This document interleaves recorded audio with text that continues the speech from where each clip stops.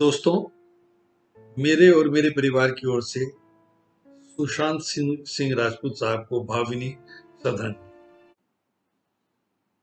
जिस तरह वो गए वो बड़ा दुर्भाग्यपूर्ण है। मीडिया में अलग अलग तरह की बातें आ रही है। कोई इसे आत्महत्या कह रहा है, कोई इसे हत्या कह रहा है, और हकीकत क्या है ये आप भी समझ पा रहे हो, मैं भी समझ पा रहा हूँ, और मीडिया के लोग भी जानते हैं, फिल्म इंडस्ट्री के लोग भी जानते हैं। चलिए, बात वो नहीं है। बात यह है कि उनको जो कहा जा रहा है कि उभरता हुआ सितारा, सुशांत सिंह राजपूत उभरता हुआ सितारा नहीं था। वो स्टार थे। उन्होंने स्टारडम हासिल कर लिया था। तो उनके लिए ये शब्द इस्तेमाल करना बिल्कुल ही बेमानी है। और मैं सबसे दोस्तों से, सिने प्रेमियों से ये इल्तिजा करूंगा, इस शब्द को डिलीट कर दिया जाए। दूसरी बात, इतने कम समय में एक बात और देखी, मैंने तो उनकी कई तस्वीरें देखी, मैं क्या कहूं। लेकिन जब मैंने उनकी MS धोनी देखी तो उसे देख के मैं दंग रह गया। मुझे एक बार तो ऐसे लगा ये वो करेक्टर है जो उसे प्ले कर रहा है, वो खुद ही है।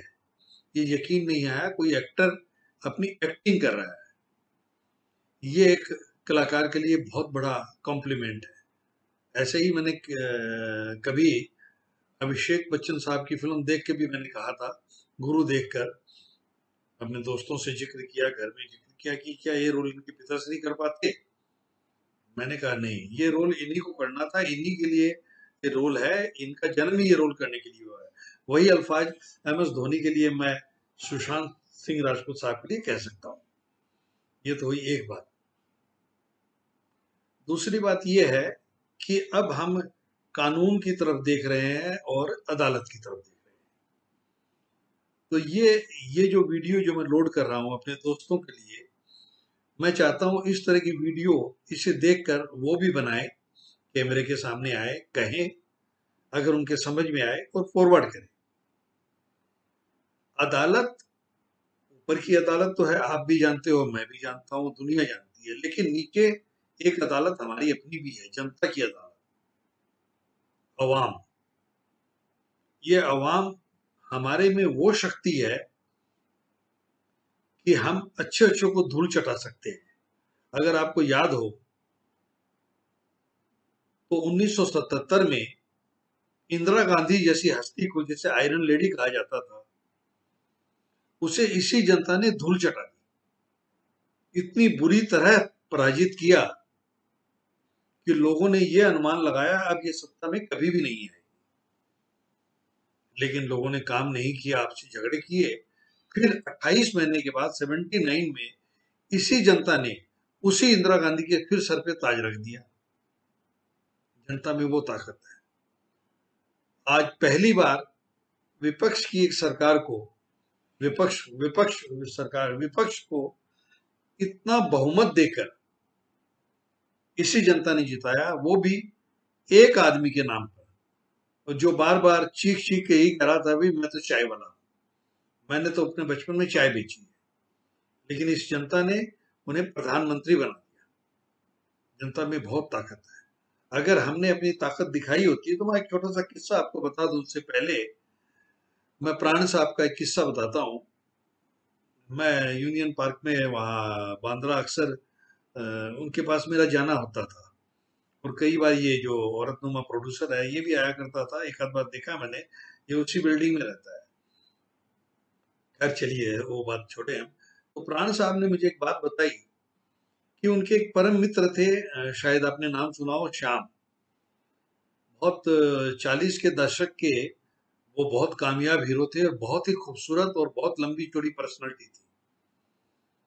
फिल्मिस्तान स्टूडियो में शबिस्तान फिल्म की शूटिंग के दरमियान उनकी घोड़े से गिरकर मृत्यु हो गई।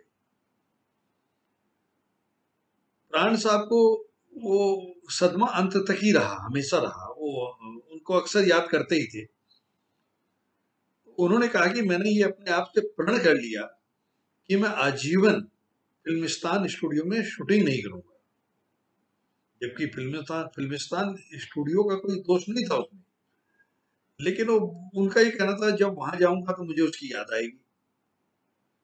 जबकि फिल्मिस्तान फिल्म की उनकी कई पिक्चरें भी उनको मिली, तुमसान नहीं देखा और कई उन्होंने आउटडोर किया, इंडोर नहीं किया है, वहाँ स्टूडियो में नहीं गए। ये व्यक्ति विशेष का अपने आप से वादा था अपने दोस्त के लिए जो चला गया। अगर यही चीज हम कर लिए होते जब परवीन बाबी की डेथ हुई, हमारे सामने नाम उभर उभर के सबके आ रहे थे। अगर हम ये फैसला कर लिए होते कि हम ये जो भी नाम आ रहे हैं इनकी फिल्में हम नहीं देखेंगे, हम ये इरादा कर लेते, तो आगे इस तरह के हादसे होते नहीं। जब श्रीदेवी की डेथ हुई, आत्महत्या हो गई या अचानक मर गई, उस उस समय भी कई नाम निकल के सामने आए, लेकिन तब भी हमने ये कदम नहीं उठाया। जब दिव्या भारती की मृत्यु हुई तो भी एकदम क्लियर क्लियर सारे नाम आ गए थे, लेकिन हम ये कदम नहीं उठा पाए। सिल्क स्मिता की मृत्यु हुई, कई ऐसी मौत हुई है हमारी इंडस्ट्री में जिन्हें आत्महत्या का नाम दे दिया गया, लेकिन हकीकत वो नहीं थी। तो मेरा दोस्तों से यही कहना है कि ये चंद जो मुट्ठी भर लोग हैं, 10 15 20 25 लोग, आप इनको शुरू से ही टारगेट कीजिए, परवीन बाबी से ही, अब भी कुछ बिगड़ा नहीं है, और आप इनका बहिष्कार कीजिए, इनकी फिल्मों को बाइकआउट कीजिए। ये गिनती के 10 15 20 लोग हैं, पूरी पूरी इंडस्ट्री इनके बाप की जागीर नहीं है, ना पूरी इंडस्ट्री चला सकते हैं, लेकिन ये पूरी गंद इनकी फैलाई हुई है। इस गंद को अगर आप दूर करना चाहते हैं, आप चाहते हैं इंडस्ट्री पाक हो, जैसे थी एक जमाने में, ठीक है, ग्रुपिज्म उस जमाने में भी होता था, अच्छे अच्छे संगीतकार थे, रोशन साहब, चित्रगुप्त, मदन मोहन साहब, और कई थे, गणेश, जुगल किशोर, जिन्हें बड़ी फिल्में नहीं मिली उनको, दिलीप साहब की, देवानंद साहब की मिली तो गिनी चुनी मिली, ग्रुपिज्म था, लेकिन गंदा वातावरण नहीं था, वातावरण दूषित नहीं था जो आज हो चुका है। अगर आज भी आप फैसला कर लो इनको बहिष्कार करना है, तो फिर कौन इनके ऊपर पैसा लगाएगा, कौन प्लेटफॉर्म इनकी फिल्में खरीदेगा, कौन एग्जीबिटर इनकी फिल्में दिखाएगा, हॉल तो खाली रहेंगे। आज फिल्म इंडस्ट्री का जो माहौल हो गया है, लोग डर कर, जो बच्चे वहां स्ट्रगल कर रहे हैं, जो डर के घबरा के वहां से भागने की तैयारी में है, वो सोचते हैं अगर कुछ बनने के बाद हमें इन चंद लोगों के कब्जे में ही रहना है, इनका गुलाम बन के रहना है, तो फिर हमें क्या जरूरत है ये काम करने की। हम हमें नहीं, हम अपने घर वापस जाते हैं।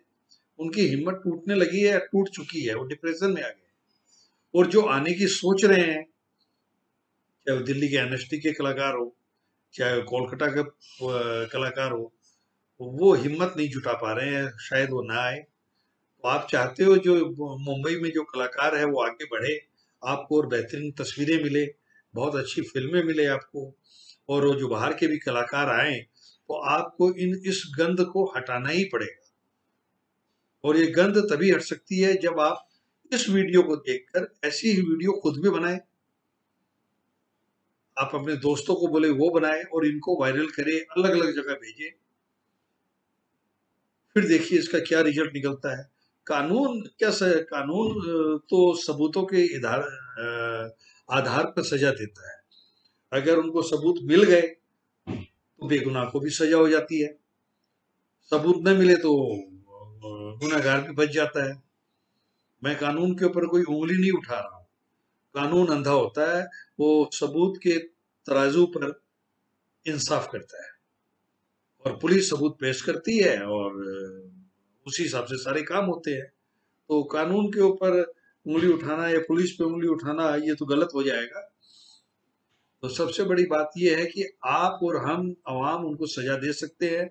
और आपको एक बात और बता दूं, इन लोगों की, इन कमजर्फ लोगों की जान फिल्म इंडस्ट्री में है।